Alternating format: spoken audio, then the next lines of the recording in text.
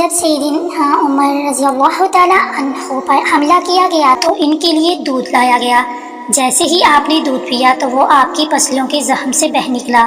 طبیب نے ان سے کہا، اے امیر المومنین وصیت فرما دیں، آپ زیادہ دیر زندہ نہیں رہ سکیں گے۔ تو انہوں نے اپنے بیٹے عبداللہ کو بلایا اور کہا کہ حذیفہ بن یمان کو میرے پاس بلاؤ۔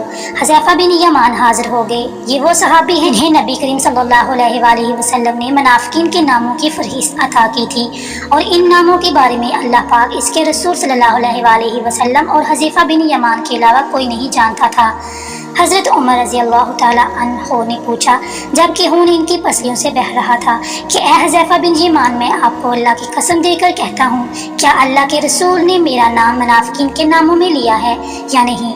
یہ سن کر حذیفہ بن یمان کی آنکھوں سے آنسو جاری ہو گئے اور فرمایا، یہ میرے پاس رسول اللہ کا راز ہے جو کسی کو نہیں بتا سکتا۔ آپ نے پھر پوچھا، خدا کے لیے مجھے اتنا بتا دے، اللہ کے رسول صلی اللہ علیہ وآلہ وسلم نے میرا نام شامل کیا ہے یا نہیں؟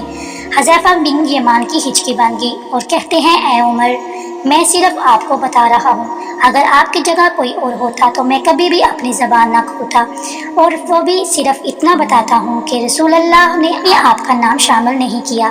حضرت عمر رضی اللہ تعالیٰ عنہ نے اپنے بیٹے عبداللہ سے کہا کہ دنیا میں میرے لیے صرف ایک چیز باقی رہ گئی ہے۔ حضرت عبداللہ نے پوچھا، وہ کیا ہے ابا جان؟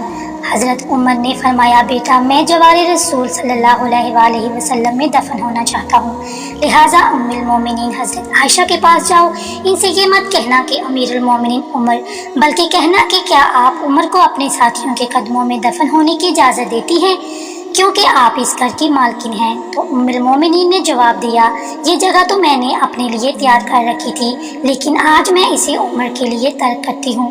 عبداللہ بن عمر ہوش دلی سے واپس آئے اور عرض کی اجازت مل گئی ہے۔ عبداللہ بن عمر نے دیکھا کہ حضرت عمر کا رخسار مٹی پر پڑا ہے، تو انہوں نے آپ کا چہرہ اٹھا کر اپنی گود میں لے لیا۔ حضرت عمر نے اپنے بیٹے کی طرف دیکھا اور فرمایا، کیوں تم میرا چہرہ مٹی سے بچانا چاہتے ہو؟